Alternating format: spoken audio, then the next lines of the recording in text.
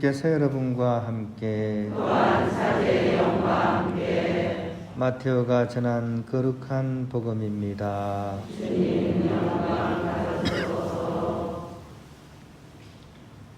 그때 예수님께서 제자들에게 말씀하셨다. 눈은 눈으로 이는 이로 하고 이르신 말씀을 너희는 들었다. 그러나 나는 너희에게 말한다.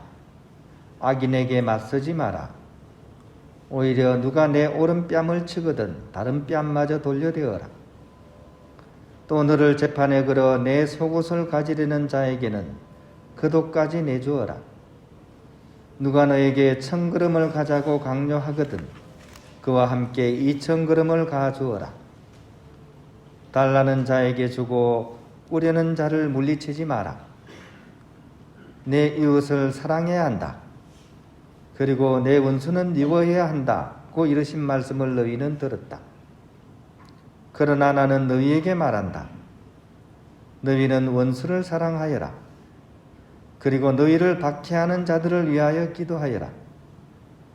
그래야 너희가 하늘에 계신 너희 아버지의 자녀가 될 수 있다. 그분께서는 악인에게나 선인에게나 당신의 해가 떠오르게 하시고 의로운 이에게나 불의한 이에게나 비를 내려주신다. 사실 너희가 자기를 사랑하는 이들만 사랑한다면 무슨 상을 받겠느냐? 그것은 세리들도 하지 않느냐? 그리고 너희가 자기 형제들에게만 인사한다면 너희가 남보다 잘하는 것이 무엇이겠느냐?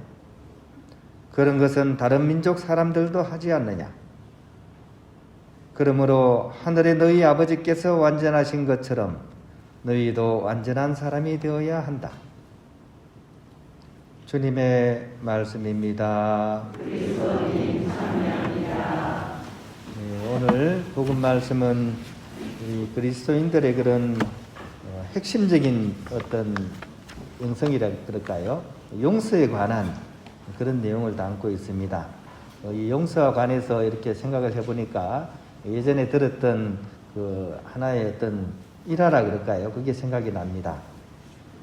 스페인 어느 성당 고해소 위에 십자가가 하나 있는데 그 고해소 위에 십자가에 예수님 팔이 이렇게 축 늘어져 있다고 그럽니다.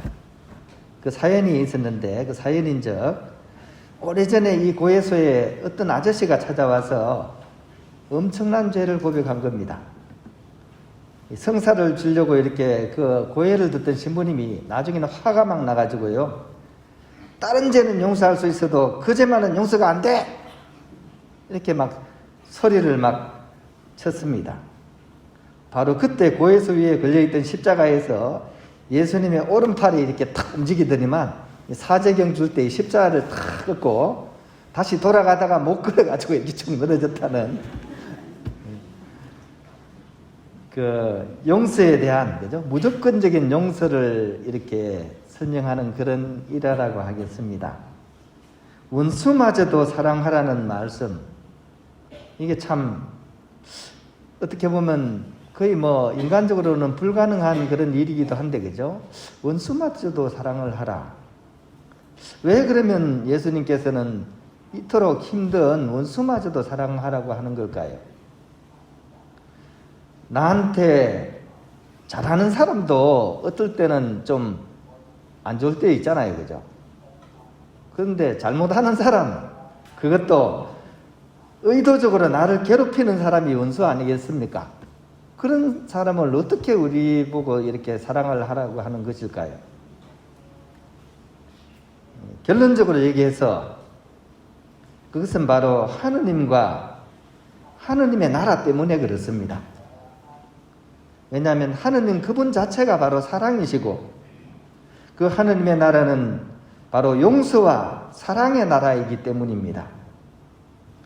따라서 우리가 그런 인간적인 한계를 극복하고 사랑을 하게 되면 그것을 통해서 우리는 사랑이신 그분을 알게 되고 궁극적으로 그분을 만나게 되고 또 그렇게 하게 될 때 우리가 누릴 수 있는 최대한의 그런 행복을 누릴 수 있기 때문입니다.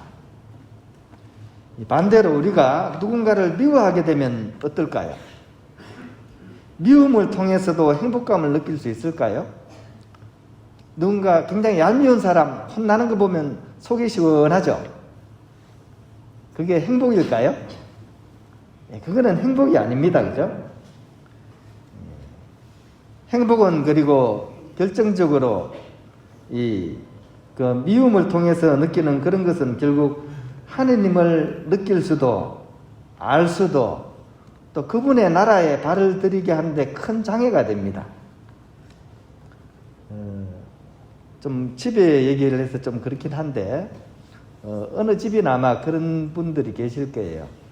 저희 외할머니와 외숙모가 사이가 별로 안 좋으셨어요.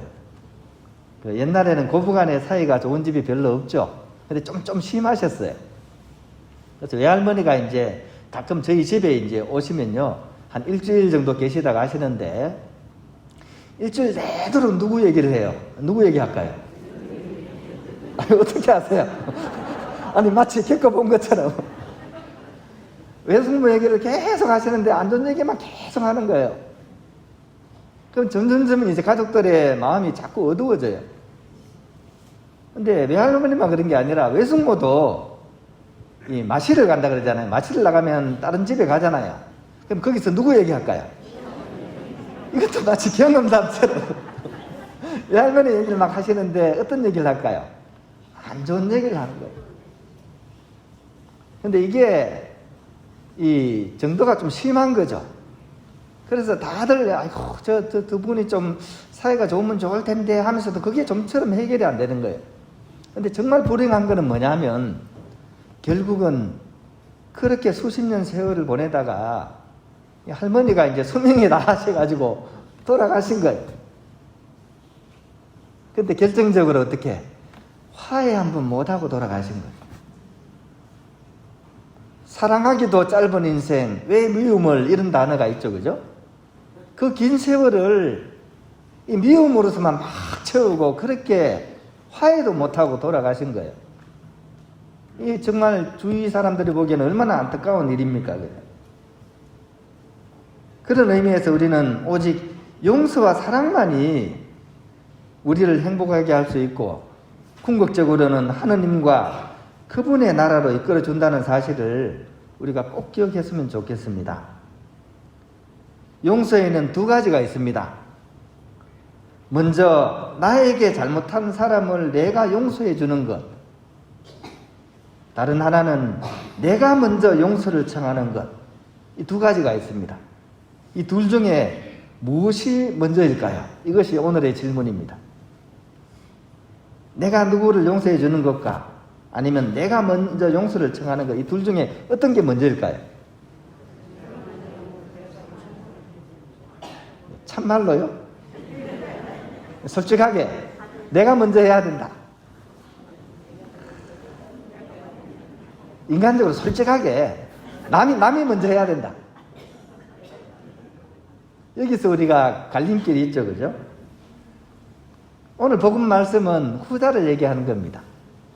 내가 먼저 용서를 청할 수 있어야 된다는 얘기입니다.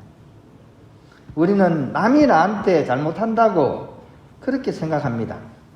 근데 사실은 냉정하게 따져보면 우리 스스로가 남에게 잘못하는 것이 더 많습니다.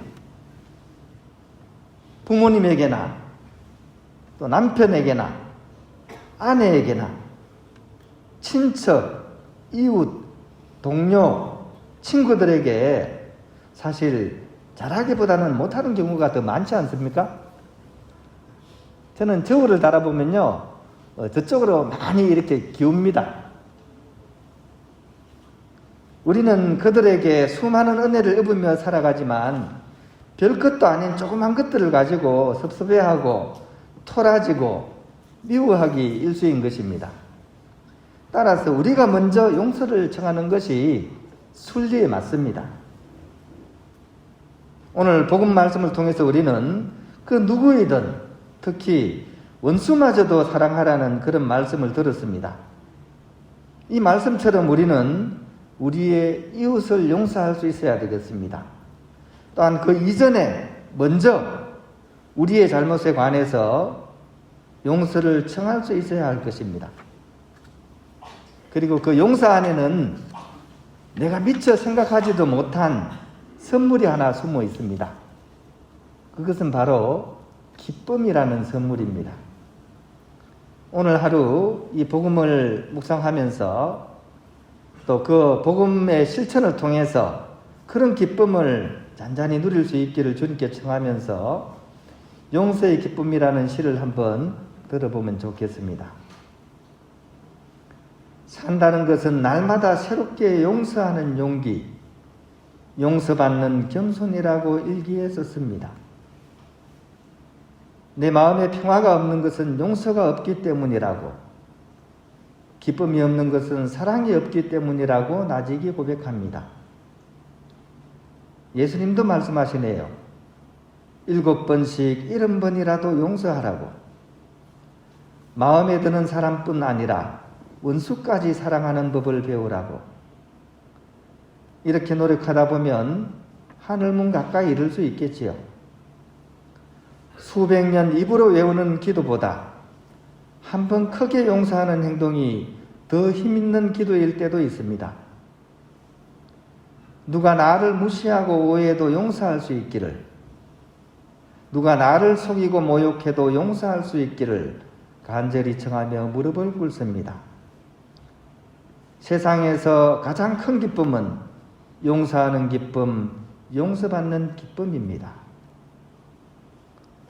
이 기도문이 좀 마음에 와닿습니까? 그런 것 같아요.